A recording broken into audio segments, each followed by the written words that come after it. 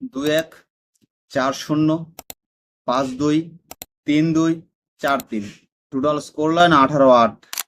আমরা যদি এখন বাকি সবকিছু বাদ দেয়া গতকালকের খেলায় চলে আসি, আমরা গতকালকের খেলা নিয়ে কথা বলি। বার্সা গতকালকে খুব বাজে খেলছে। এই জয়টা মাদ্রিদ ডিজার্ভ করে।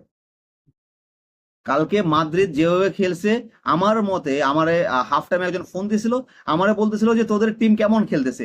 আমি ওর উত্তর দিছিলাম যে কেমন খেলতেছে তো পরে বলবো, আমি জাস্ট চিন্তায় আছি 5-7 গোলে না হারলে হয়। হ্যাঁ, এরকম একটা সিচুয়েশন কালে ক্রিয়েট হয়েছিল। আমাদের গতকালকে ওই ম্যাচটা থেকে 2-1 গোলে বের করে নিয়ে আসার যে কারিগরটা ছিল, সে ছিল সেজনি। সেজনি গতকালকে যে পারফরমেন্স দিছে, এমবাপ্পের যে পেনাল্টিটা ঠেকাইছে, সেটা অসাধারণ ছিল।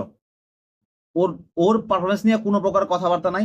আমরা গার্সিয়া জায়গায় গত সিজনে ওরে প্রমাণ করছে। ও রিটায়ারমেন্ট থেকে আইসা গত সিজনে আমাদের যে পর্যন্ত নিয়ে গেছে, যেরকম খেলাটা খেলছে, এই সিজনে আইসা ওর থেকে ওইরকম পারফরমেন্স না পাইলেও ওর থেকে কম পাওয়ার কথাও ছিল না, এবং আমরা কম পাইও নাই।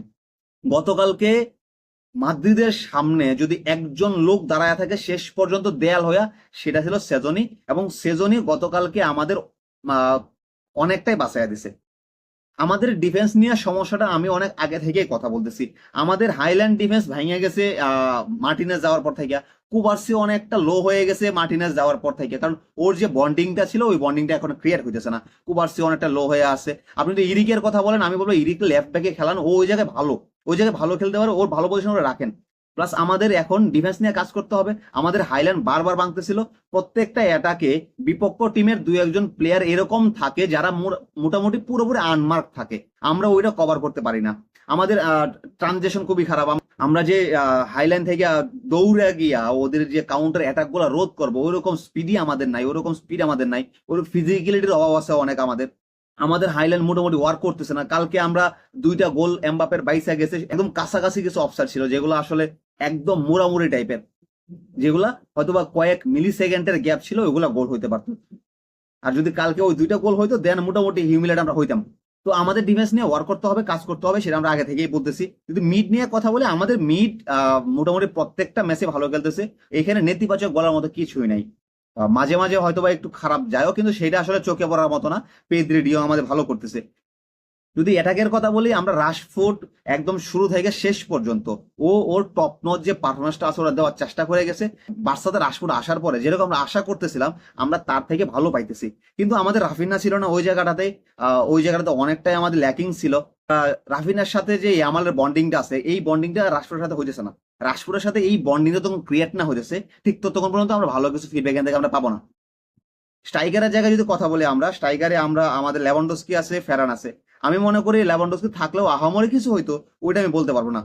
ওর কাছ থেকে ওইরকম পারফরমেন্স আশা করা কোনো বোকামি হবে। আর ফেরান এভারেজ একটা পারফর্মার। সে কখন ভালো খেলবে, কখন খারাপ খেলবে বলা যায় না। ফারমিনরে কখনোই আপনি গোল স্কোরার হিসেবে ধরতে পারেন না। ফারমিন ওইরকম ভাবে দেখি না কখনো আমরা ফারমিন ভালো খেলতেছে। 2-1 সেলফিশ শট কালকে ছিল, যে শটগুলো আমাদের আরেকটু কভার করা দরকার ছিল, অথবা আমরা পাস দিলে সেখান থেকে গোল স্কোর করার চান্স বেড়ে যেত। কালকে আমরা মোটামুটি অ্যাটাকে ভালোই ভুগছি। আর আমাদের এখন অ্যাটাক নিয়ে, আমাদের ডিফেন্স আর অ্যাটাক নিয়ে কাজ করতে হবে। কাজ কি করতে হবে, আমাদের প্লেয়ার গুলো যদি ইনজুরি থেকে ব্যাক করে, দেন আমরা একটা স্ট্রং অ্যাটাক আমরা পাওয়া যাব। কালকে যদি দেখেন, ওরা আমাদের বার্সার যে ফ্রন্ট লাইনার গুলো ছিল, তারা আসলে মাদ্রিদের ফাইনাল থার্ড পর্যন্ত বল পৌঁছাতে পারে নাই। সেকেন্ড হাফে মাদ্রিদ যখন অ্যাটাক করা কমাই দিয়েছিল, তখন আমরা বল নিয়ে অনেক কারিগরি করি, ডিবক্সের সামনে অনেক ঘোরাঘুরি করি আমরা, কিন্তু আমরা বল নিয়ে ভিতরে ঢুকতে পারি নাই। আমরা ওইরকম কোনো ওইখান থেকে ফিডব্যাক আমরা পাই নাই। আমরা ওইরকম কোনো ক্রসও পাই নাই কালকে, যে ক্রসগুলো থেকে মোটামুটি গোলের চান্স ক্রিয়েট হবে। তো এই ছিল মোটামুটি দলের ইন্টারনাল অবস্থা। এখন যদি কথা বলি দলের মেইন ম্যান বা বিতর্কের যে কেন্দ্রবিন্দু, তাকে নিয়ে কথা বলে, সে হচ্ছে লামিন ইয়ামাল। লামিন ইয়ামালের নিয়ে কথা বলা প্রয়োজন। ইয়ামালের যে অ্যাটিটিউড, ইয়ামালের যে কথাবার্তা, এইগুলাতে আরেকটু সংযত হইতে হবে, সেটা অবশ্যই মানি আমরা। ইয়ামাল যে কথাগুলো বলছিল, এগুলো সঠিক বলছিল বলা যায় না। রিয়াল মাদ্রিদ অবশ্যই একটা ভালো ক্লাব। রিয়াল মাদ্রিদ যে অর্জন আছে, রিয়াল মাদ্রিদ যে কোনো সময় যে কোনো কিছু করতে পারে। গত সিজনে আমরা 5টা ম্যাচ জিতছি, এই সিজনে আমরা 5টা জিতবো। তাই বলে মাদ্রিদ যে লেগেসি সেটা শেষ হয়ে যাবে না, এবং মাদ্রিদের লেগেসি শেষ হবে কি হবে না সেটাও পরের বিষয়। আপনি মাদ্রিদ কিরকম ক্লাব, ভালো ক্লাব না খারাপ ক্লাব, সেটা পরের বিষয়। মাদ্রিদ আমাদের একদম জন্মগত রাইভাল, আমরা সেটা মানি। এল ক্লাসিকো বলতেই যে মেসি রোনালদো ছিল, সেটা মানতে হবে। মেসি কখনোই কিন্তু এইরকম কোনো স্টেটমেন্ট দেয় না যেটাকে কেন্দ্র করে মাদ্রিদ মিডিয়া বলতে পারেন, মাদ্রিদ প্লেয়াররা বলতে পারেন, কোনো একটা আপনার কন্ট্রোভার্সি ক্রিয়েট করবে। মেসি তার জবাবটা মাঠে দিত। যত কথাই বলা হতো, যত কিছুই বলা হতো, সবগুলো কথার জবাব সে মাঠে দেওয়া দিত। ইয়ামাল ভালো প্লেয়ার, ইয়ামাল উদীয়মান প্লেয়ার। ইয়ামালরে নিয়ে অনেকে অনেক কথা বলতেছে, যে কেউ বলতেছে ইয়ামালটা সঠিক আছে, কেউ বলতেছে ইয়ামাল খারাপ বলছে, কেউ কেউ বলতেছে ইয়ামালটা ঠিক হয় নাই, ইয়ামাল মাদ্রিদে ডিসরিসপেক্ট করছে। আবার কেউ কেউ বলতেছে ইয়ামালটা বিক্রি করে দেন ফাতি হওয়ার আগে, মেয়ের নিশাই পড়ে ইয়ামাল এখন হারায় গেছে। অনেকের অনেক কথার পরেও এখান থেকে সবগুলো কথা ফালায় দেওয়ার মতো না। ইয়ামালে যে ইমপ্রুভমেন্ট করতে হবে সেটা অবশ্যই বুঝতে হবে। এবং গতকালকে যে বিষয়টা হয়েছে, এই বিষয়টা মোটামুটি শিওর ছিলাম। আমরা বার্সা ফ্যান বলতে পারেন, আমরা বার্সা প্লেয়ার বলতে পারেন, এবং মাদ্রিদ যে প্লেয়ার গুলো আছে ওরাও কিন্তু সেম, ওরা ওরকম ঠিকঠাক করে রাখছিল যে আমরা ইয়ামালরে একটা অ্যাটাক করব, যেটা ওরা করছে। এবং এই যে কালকের ঘটনাটা, এই ঘটনাটা আমি মনে করি যে আসলে ইয়ামালের সাথে এতটা বেশি না হইলেও একটু হলেও হওয়া দরকার ছিল, একটা রিয়েলিটি চেক দরকার ছিল। এইখান থেকে ওর ব্যাক করতে হবে। হ্যান্সি ফ্লিকের এখন করণীয় হইতেছে ইয়ামালের যে মাঠের বাইরের পারফরমেন্সটা আছে সেইটা বন্ধ করতে হবে। ওই দিকে পারফরমেন্স করতে করতে ও মাঠে এসে হাঁপায় যেতেছে, মাঠে কিছু করতে পারতেছে না। ভাই আমরা এরকম আগে অনেক দেখছি, ব্রাজিলিয়ান এরকম অনেক প্লেয়ার দেখছি যারা আসলে ওই বাহিরের নিশায় পড়ে ওর কেরিয়ার পুরো ধ্বংস করে ফেলছে। শুধু ব্রাজিলিয়ান বলবো না আমি, এরকম অনেক প্লেয়ারই আছে, কিন্তু ব্রাজিলের ক্ষেত্রে বিষয়টা একটু বেশি হয় আর কি, যে ওইরকম অন্ধকার গোলে থেকে আসে হঠাৎ যখন ইউরোপের চাকচিক্য দেখে তখন ওরা একটু ভরকায়া যায়।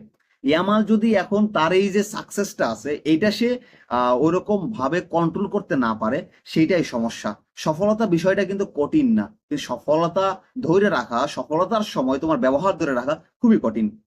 ইয়ামালের এখন নজর দিতে হবে খেলার দিকে, খেলার দিকে পড়ে থাকতে হবে, পারফরমেন্স কথা বলতে হবে, কথা বলতে হবে তার পায়ে বল। ইয়ামালের অনেক কিছু চেঞ্জ হয়ে গেছে। আমরা গত সিজনে যে ইয়ামালটা দেখছিলাম, ইয়ামাল এই সিজনে ওরকম নাই। ইয়ামালের অনেক কিছু অনেকভাবে পরিবর্তন হয়েছে। ইয়ামাল গত সিজনে যেরকম ও ওইরকম ক্রিয়েটিভ পাস গুলা দিত, ওইরকম একটা প্লে মেকিং করার চেষ্টা করতো, এই সিজনে এসে ওর মাথা, ওর মেন্টালিটি পুরোপুরি চলে গেছে গোল স্কোরিং এর দিকে।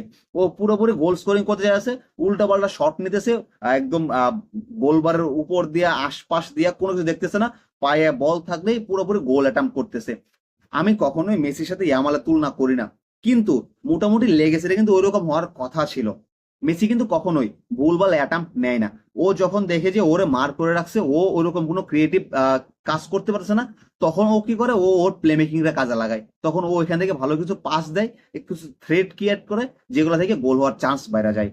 ঠিক ইয়ামাল যেহেতু মেসির পথ অনুসরণ করার চেষ্টা করতেছে, মেসির যে লেগেসি আছে সেটা অনুসরণ করার চেষ্টা করতেছে, আমার মনে হয় মেসির কাছ থেকে ওর অবশ্যই কিছু শিখতে হবে।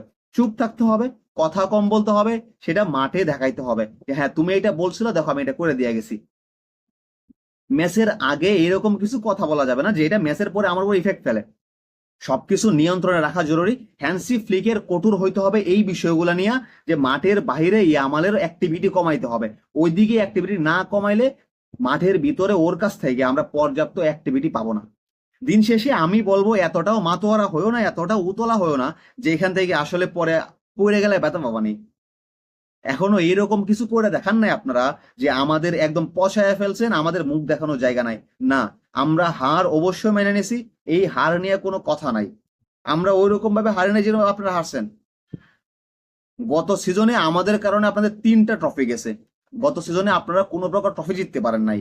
হ্যাঁ, এই খুব দেখাবেন, কিন্তু হ্যাঁ, আরো ম্যাচ সামনে আছে। আবার আপনারা ক্যাম্প নুতে আসতেছেন, যদি ক্যাম্প নু ওপেন হয়, যদি ইউসিএল আপনার সাথে দেখা হয়, হ্যাঁ আপনারা আমাদের বের করে দিয়া আপনারা আরো দু একবার হারায় আপনারা অবশ্যই করতে পারেন। আপনারা এই উচ্ছ্বাস করবেন, আমরা এই উচ্ছ্বাস মেনে নিব, মেনে নিতে হবে আমাদের। ফুটবলের নিয়মটা এইরকম। কিন্তু এমন কোনো ট্রলিং করা যাবে না যে ট্রলিং এ প্রতিপক্ষ প্লেয়ারদের লজ্জা না লেগে হাসি আসবে। জাস্ট হাস্যকর মনে হইতেছে সবকিছু নিয়ে। সবকিছুর পরে আমরা কখনোই আমাদের বার্সা প্লেয়ারদের আমরা হ্যান্সি ফ্লিকের উপর থেকে আস্থা হারাইতেছি না। হ্যান্সি ফ্লিক অবশ্যই ফিরবে, গত ম্যাচে যে ত্রুটিগুলো ছিল এই ত্রুটিগুলো শুধরে উঠবে, আমাদের প্লেয়ারগুলো ইনজুরি থেকে ফিরতেছে, এখনো পুরোপুরি সিজন পড়ে আছে। যদিও আমরা এখন মোটামুটি অনেকগুলো পয়েন্টের গ্যাপে পড়ে আছি, আমার মনে হয় এই পয়েন্টের গ্যাপ কমায় নিয়ে আসা খুব বেশি কঠিন হবে না। সামনে যে ম্যাচগুলো আছে এই ম্যাচগুলোতে আমাদের পরিবর্তন নিয়ে আসতে হবে, আমাদের ইমপ্রুভমেন্ট নিয়ে আসতে হবে। দিন শেষে সবকিছুর পরে আমরা বার্সাকে ভালোবাসি, যে যাই বলুক না কি জন্য, Barca is one of the best club in football history. বিস্কাল বার্সা, বিস্কাল কাতালোনিয়া।